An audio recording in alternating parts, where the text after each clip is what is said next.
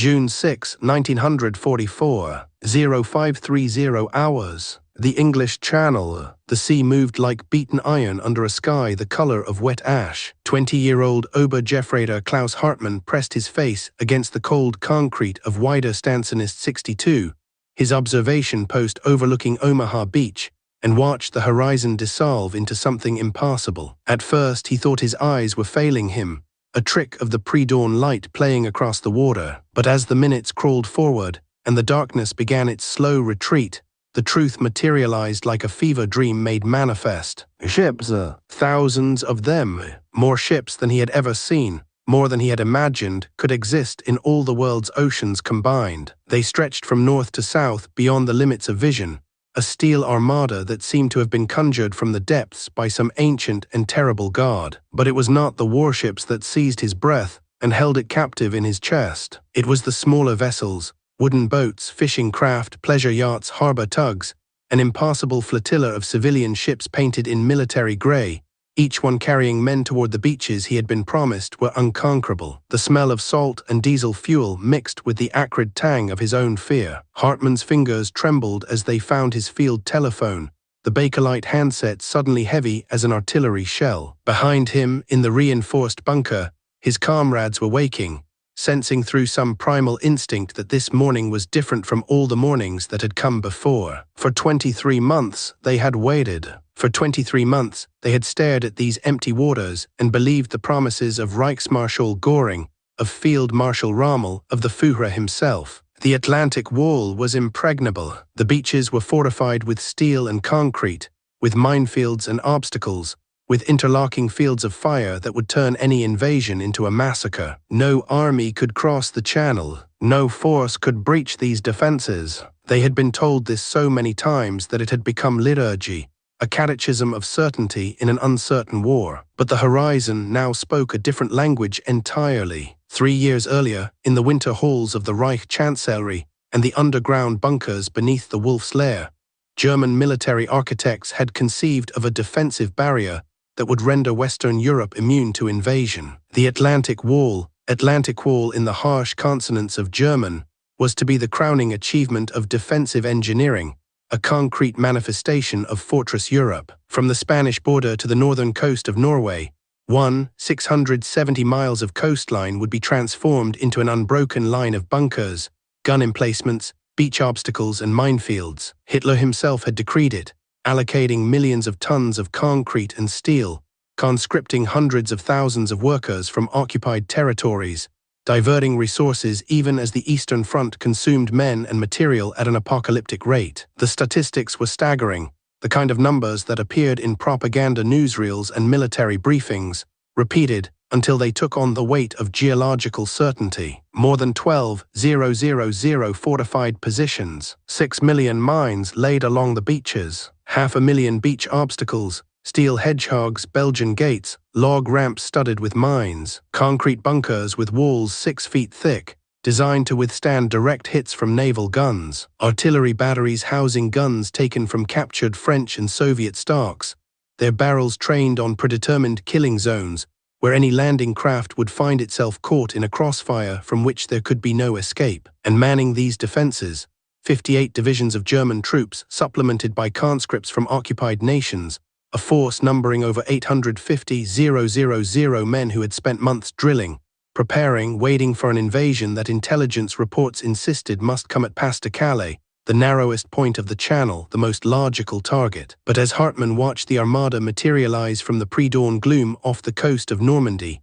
150 miles south of where most German commanders had concentrated their defenses, the terrible realization crept through his consciousness like frost across glass. Logic had failed. Intelligence had failed. The Atlantic Wall, for all its concrete certainty, had been pointing in the wrong direction. The German defenders had expected many things when the invasion came. They had expected a concentrated assault on a narrow front, a massive spearhead of American and British forces hurling themselves at the strongest point of German defenses in a display of industrial might and military arrogance. They had expected heavy bombers and battleships to pound their positions for days before the landing craft approached, giving them time to request reinforcements, to activate contingency plans, meticulously prepared by staff officers in comfortable headquarters far from the coast. They had expected a conventional amphibious assault, military landing craft, purpose-built vessels, professional naval operations conducted with the rigid formality that characterized modern warfare. They had not expected this. The wooden boats came on in their thousands,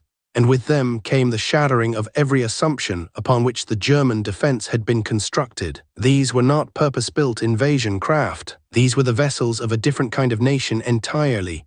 Pleasure yachts that had cruised the Thames on summer afternoons, fishing trawlers that had worked the waters off Cornwall and Devon, harbour ferries that had carried commuters and tourists, even private sailboats conscripted from marinas and yacht clubs across southern England. The British had a name for these civilian vessels pressed into military service, the little ships.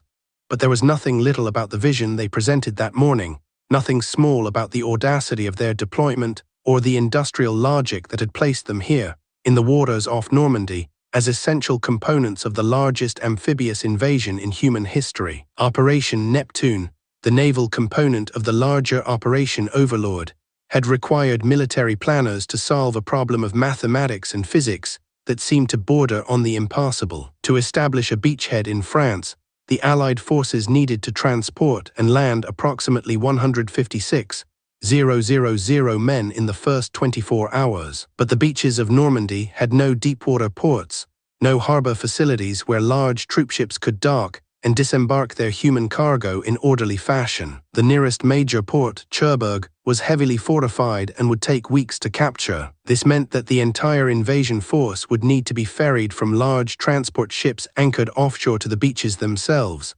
a distance ranging from 7 to 12 miles, depending on the tide and the depth of water the larger vessels required. Traditional military landing craft could make this journey, but the numbers were brutal and unforgiving. The Allies had built thousands of landing craft, Higgins boats, LCVP, LCI, LSD, but even with every shipyard in America and Britain working at maximum capacity, there were not enough. Not nearly enough. So they had requisitioned the little ships, fishing boats and pleasure craft, tugboats and barges.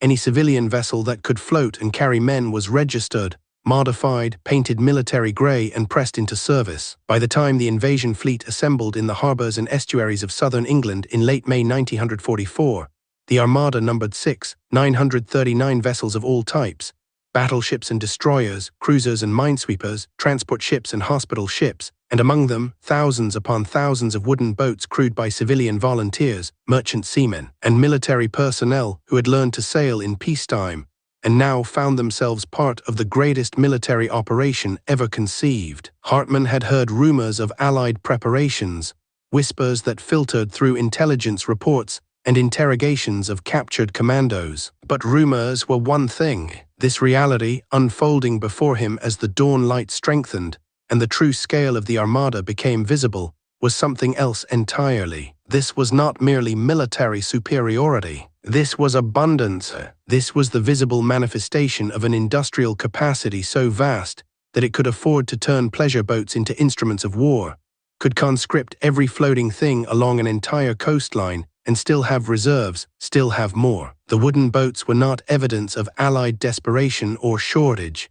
They were proof of an economy so robust that it could support conventional military production while simultaneously mobilizing every civilian resource without apparent strain. German intelligence had underestimated many things about the Western Allies, but perhaps nothing was more catastrophic than their failure to comprehend the sheer productive capacity of the United States and Britain operating in combined purpose. The numbers should have told the story, but numbers on intelligence reports are abstract things, easily dismissed or rationalized. In 1943 alone, American shipyards had launched more tonnage than Japan, Germany, and Italy combined had built in the entire war. Liberty ships, basic cargo vessels, were being completed at a rate of 3 per day. American aircraft production had reached 96,000 planes in 1944, while German factories struggled to produce 40,000.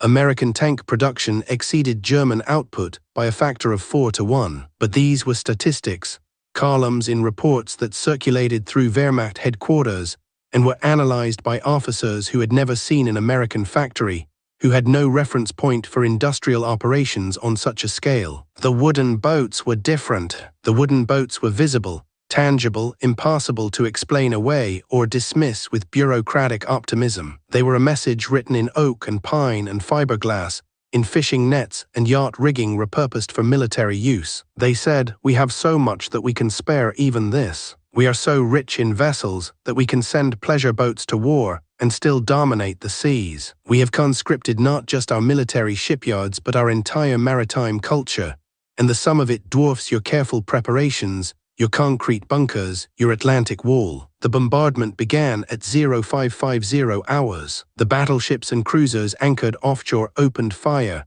their guns hurling shells the size of automobiles toward the German fortifications. The sound was apocalyptic, a rolling thunder that seemed to originate from the foundations of the earth itself. Hartmann's bunker shook, concrete dust sifting down from the ceiling as near misses cratered the beach, and far misses obliterated the empty fields behind the defensive line. But the bombardment, for all its fury, was less effective than the planners had hoped. Many shells overshot their targets, landing harmlessly inland. The bunkers, built to Wehrmacht specifications with reinforced concrete and strategic positioning, withstood all but direct hits. When the naval guns finally fell silent and the first landing craft approached the beaches, Hartmann and his surviving comrades emerged from their shelters to man their weapons, and for a brief, terrible moment, it seemed that the Atlantic Wall might hold after all. Omaha Beach became a killing ground. The American forces landing there encountered the heaviest resistance of the entire invasion. German machine guns swept the beach from protected positions, artillery zeroed in on the landing craft, mortar fire rained down on soldiers struggling through the surf. The water turned red, bodies floated in the tide, landing craft burned, their wooden hulls splintering under artillery fire, their human cargo spilling into water too deep for weighted-down soldiers to navigate. For 3 hours, the outcome hung in terrible balance, and if Omaha Beach had been the only landing site, the invasion might indeed have failed. But it was not the only landing site. This was the crucial lesson that German commanders learned too late, the fundamental miscalculation that no amount of concrete and steel could remedy. The Allies had not concentrated their forces into a single spearhead. They had landed on 5 beaches simultaneously: Utah, Omaha, Gold, Juneau, Sword, spreading across 50 miles of Norman coastline. And behind each beach, the wooden boats kept coming, shuttling back and forth between the transport ships and the shore, bringing not just the first wave but the second, third, fourth, endless waves of men and material that overwhelmed the defenders through sheer accumulation. By midday on June 6, more than 132,000 Allied troops had landed. By midnight, the number exceeded 156,000. Within a week, it reached 326,000 men and 54,000 vehicles. The wooden boats did not stop. They carried ammunition when the beaches ran low. They evacuated wounded when the field hospitals overflowed. They brought engineers and bulldozers to clear obstacles, medical supplies to sustain the advance, fuel and food, and all the 1,000 necessities of an army fighting far from its supply bases. And they did this while under fire, while navigating minefields, while contending with tides and weather and the chaos of battle. The British crews, many of them volunteers who had signed up for this duty out of a sense of civilian obligation, navigated these waters with a competence born of lifetimes spent on the sea. The American sailors, trained hastily but thoroughly, learned on the job, adapting to conditions that no training manual could have fully prepared them for. Oberjefreitor Klaus Hartmann survived the first day of the invasion. He survived because his bunker was positioned to enfilade the beach rather than face it directly, because the naval bombardment had destroyed the communication trenches connecting his position to headquarters,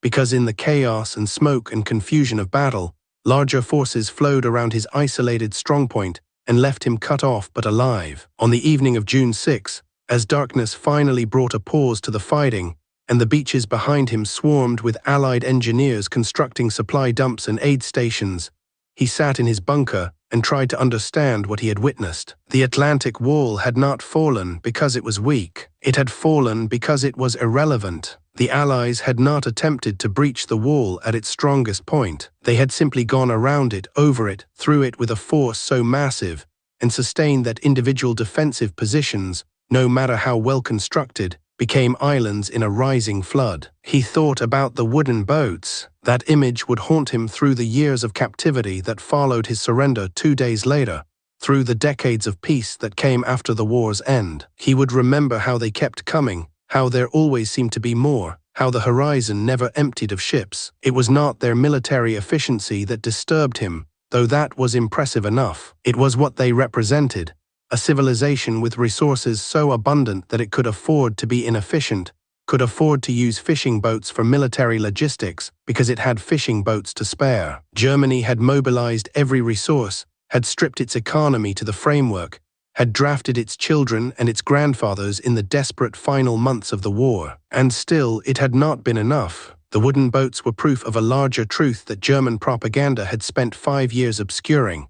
The Reich was fighting enemies with deeper reserves, wider industrial bases, economic systems that could sustain military efforts while also feeding their civilians, housing them, maintaining something that resembled normal life even in the midst of total war. The symbolism of the wooden boats extended beyond their practical function. In the weeks following D-Day, as Allied forces pushed inland and the German army began its long, grinding retreat, captured soldiers told their interrogators stories about the invasion that revealed the psychological impact of what they had seen. They spoke not of American tanks or British artillery, but of the boats, of the endless stream of vessels bringing supplies, fresh troops, reinforcements, of the apparent casualness with which the Allies approached the logistics of war, as if men and material were infinite resources to be expended without calculation. This was not true, of course.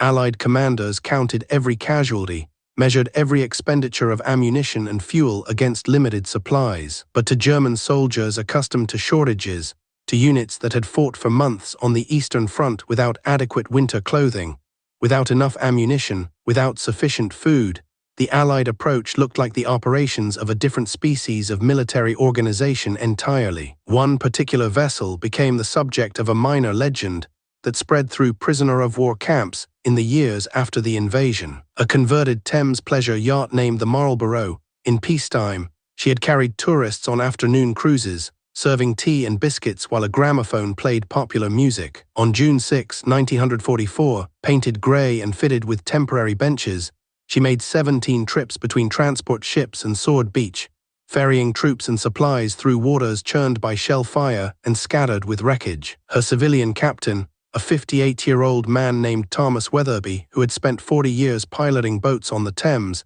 and had volunteered for invasion duty despite his age, navigated by instinct and experience, bringing his vessel through conditions that sank larger craft. When German prisoners saw the Marlborough anchored off the beach in the days after the invasion, saw the incongruity of her pleasure yacht lines and her military function, some laughed bitterly. One prisoner, a sergeant from a Wehrmacht coastal defense unit, reportedly said to his captors, "You brought your holiday boats to invade Europe. How are we supposed to win against a nation that goes to war on vacation?"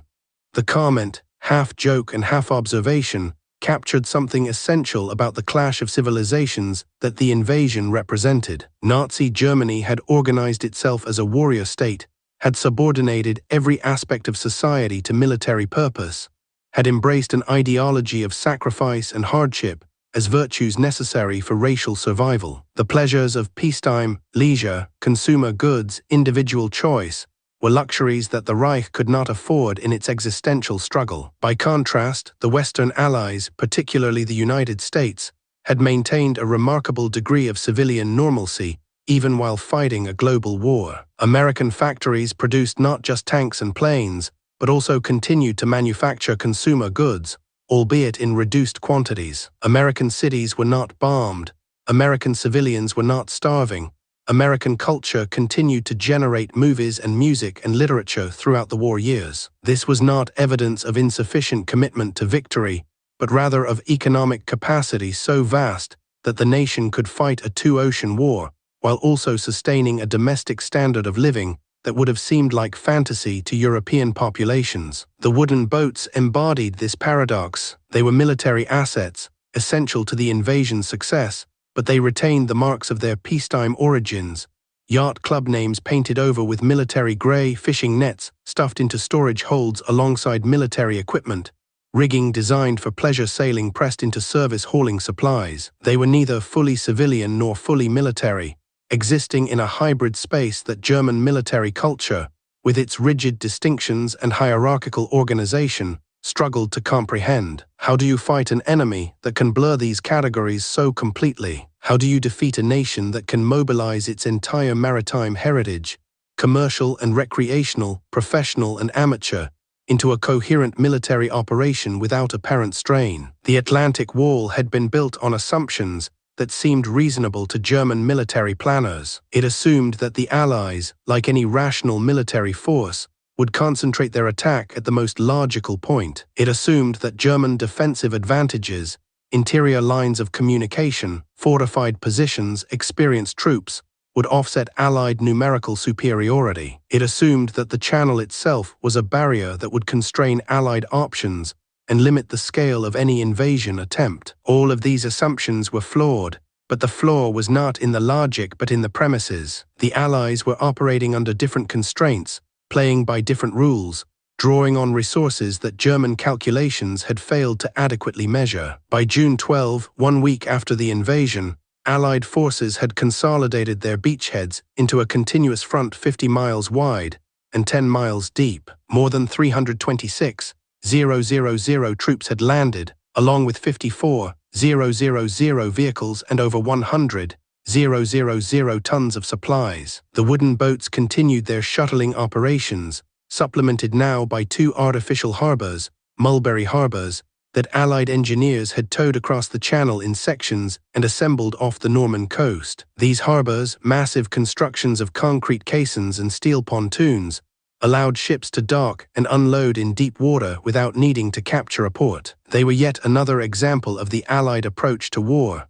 If existing infrastructure was unavailable, build new infrastructure. If natural harbors were defended, construct artificial ones. The solution to every problem was not to accept constraints, but to engineer around them, to apply resources and ingenuity until obstacles dissolved. The German response to the invasion revealed the brittleness that had been hidden beneath the facade of the Atlantic Wall. Hitler, convinced that the Normandy landing was a feint, and that the main invasion would still come at Pas-de-Calais, refused to release panzer reserves from the interior. When he finally authorized their deployment, Allied air superiority made daylight movements suicidal, forcing German armor to travel only at night, arriving piecemeal and exhausted. The vaunted Atlantic Wall divisions, it turned out, were a mixture of quality troops and second-rate formations, many composed of conscripted personnel from occupied territories who had little enthusiasm for defending German conquests. Without the ability to counterattack in force during the critical first days when the beachheads were most vulnerable,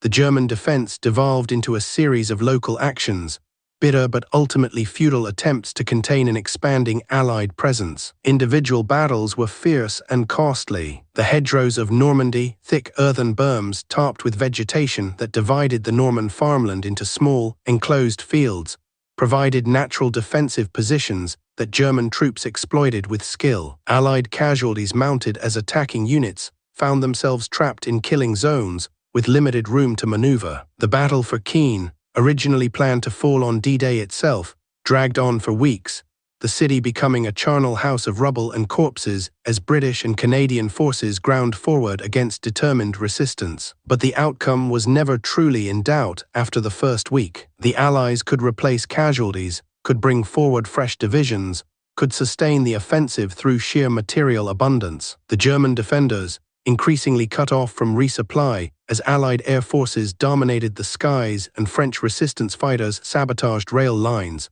fought with diminishing resources against an enemy whose strength seemed to grow rather than diminish with each passing day. The wooden boats continued to operate through June and July, even after the Mulberry harbors were functional, even after the Allies captured Cherbourg on June 27 and began clearing the port for use. They ferried supplies to forward units, evacuated wounded from advanced aid stations, supported special operations along the coast. Some were lost to mines, others to artillery fire or accidents in the chaotic waters off the beaches. But there were always more boats, always additional vessels brought forward from the reserves assembled in England. The logistics of Operation Neptune had anticipated losses, had built redundancy into every system, had planned for contingencies that, in the event, often did not materialize because the sheer abundance of resources meant that isolated failures never cascaded into systemic collapse. By August, the Allied breakout from Normandy was underway. American forces, breaking through German lines near Saint-Lô, swept across France in a mechanized advance that covered in weeks the ground it had taken 4 years of trench warfare to contest in World War I. The wooden boats, their mission complete, began the journey back to England, their crews exhausted but alive, their vessels battered but serviceable. Some returned to civilian service after the war, converted back to fishing boats and pleasure yachts, their military service marked only by photographs and memories. Others were scrapped, worn out by the intensity of their wartime use. A few were preserved as memorials, pulled ashore and mounted in museums or civic parks as reminders of the invasion. The Atlantic Wall, meanwhile, entered its long afterlife as a monument to military miscalculation. The bunkers remained, too expensive to demolish, too sturdy to easily remove. They littered the French coastline, concrete shells slowly being reclaimed by sand and vegetation, tourist attractions and historical curiosities, physical reminders of the fortification that had failed its single test. Visitors in the decades after the war would tour these positions, would peer through the gun slits at the beaches below, and would try to imagine what it felt like to be inside these structures on the morning of June 6, watching the horizon fill with ships. The guides would explain the defensive theory, the fields of fire, the interlocking positions, but no explanation could fully capture the psychological moment when theoretical defenses confronted actual invasion, when careful planning met reality and discovered the gap between them. Klaus Hartmann returned to Germany in 1948, released from a prisoner of war camp in England, where he had spent 4 years doing farm labor and attending re-education programs designed to purge Nazi ideology. He settled in Hamburg, married, worked as a shipping clerk in the rebuilt port, and lived an unremarkable life for 42 years until his death in 1990. He rarely spoke about the war, but on the anniversary of D-Day, he would sometimes sit alone in the evening and think about the wooden boats. In 1984, on the 40th anniversary of the invasion, a local newspaper interviewed him, one of the dwindling number of German veterans who had been present at Normandy. The reporter asked him what he remembered most clearly from that day. Hartmann thought for a long moment before answering. "The boats," he said finally. "I remember thinking that if they can bring fishing boats to invade Europe, then we have already lost. Not the battle, the war. We were fighting against nations that could send their pleasure yachts to war and still have ships left over for everything else. How do you defeat an enemy like that? You can't. We were defending against something we didn't understand, not just an army, but an entire way of organizing society, an economy that made our total mobilization look like poverty. The boats told us that. I saw it that morning, but I didn't understand it then. I thought we were fighting soldiers and ships, but we were fighting something much larger, an idea maybe, or a system, something that could turn everything, even holiday boats, into instruments of war without stopping being itself."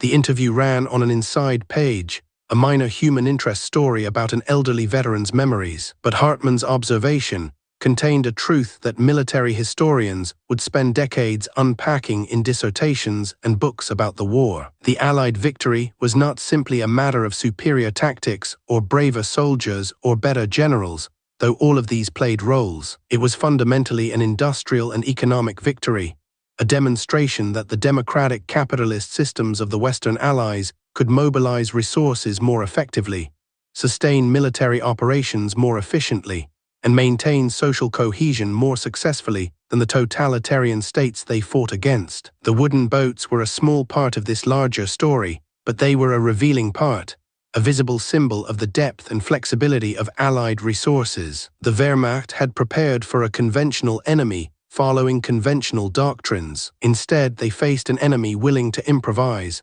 to conscript civilian vessels into military service, to blur the boundaries between military and civilian spheres, in ways that German military culture found alien. The wooden boats were inefficient by pure military standards.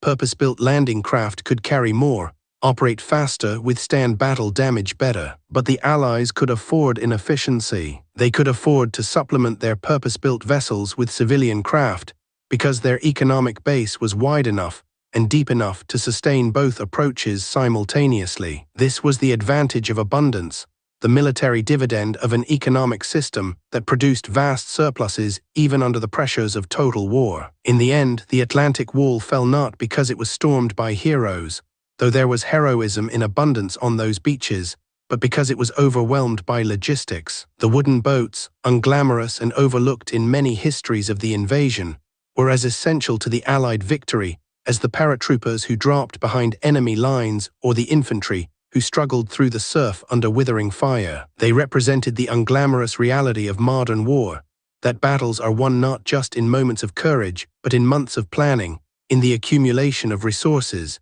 in the patient construction of supply chains and logistics networks that allow armies to move and fight and sustain themselves far from home. The Germans had built an impressive fortification and manned it with determined soldiers, but they had underestimated the challenge they faced. They were not defending against an invasion. They were defending against an economy, against an industrial capacity, against a mobilization of resources so complete and so vast that it could afford to paint fishing boats grey and send them to war. June 6, 1944 was many things: D-Day, the liberation of Europe, the beginning of the end of Nazi Germany. But it was also a demonstration of a particular kind of power, the power that comes not from iron discipline or ideological fervor, but from abundance, from the ability to mobilize not just professional military forces, but entire civilian populations and their tools and technologies. The wooden boats were messengers from a different kind of society, one that had organized itself not around military necessity, but around civilian prosperity, and had discovered, almost by accident, that a society organized for peace could be frighteningly effective when organized for war. They came across the Channel in their thousands, bringing with them not just soldiers and supplies, but a vision of a world where pleasure yachts and fishing boats coexisted with battleships, where civilian life continued even as military operations consumed resources, where abundance was the norm rather than the exception. The German defenders, staring from their concrete bunkers at this impassable armada, were witnessing the future overwhelming the past. They had believed in fortifications and discipline, in careful preparation and rigid hierarchies, in the power of will and ideology to overcome material disadvantages. The wooden boats taught them a different lesson, that in modern war will was not enough, that ideology could not substitute for industrial capacity, that concrete walls and machine guns could be overcome not through heroic assault, but through patient accumulation, through the application of resources so vast that defensive calculations became irrelevant. The Atlantic Wall had been built to stop an invasion. Instead, it became a monument to the limits of defensive thinking, a memorial to the moment when one vision of warfare, fortified, static, built on controlled territory,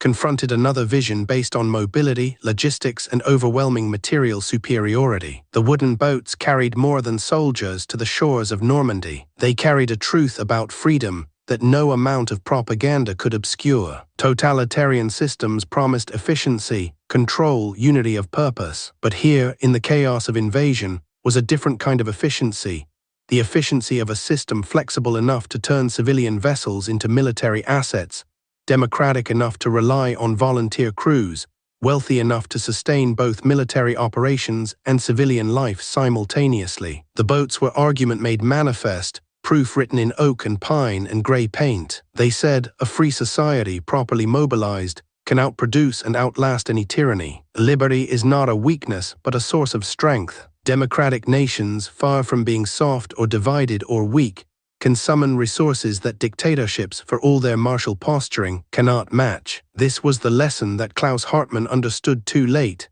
sitting in his bunker as the armada arrived. This was the truth that the Atlantic Wall could not defend against, not because the fortifications were poorly built, but because the challenge they faced transcended military architecture. The wooden boats were emissaries from a world where enough was abundant, where civilian life and military necessity could coexist, where the boundaries between peace and war were permeable rather than absolute. They came across the Channel carrying the weight of history with them, bearing not just soldiers but the accumulated momentum of societies that had chosen a different path, made different compromises, organized themselves around different principles. And on the beaches of Normandy on that longest day, those principles proved stronger than concrete and steel, more enduring than ideology, more powerful than walls. The Atlantic Wall, impregnable in theory, dissolved before the reality of 20,000 wooden boats and the civilization that sent them. The fortifications remain to this day empty and silent,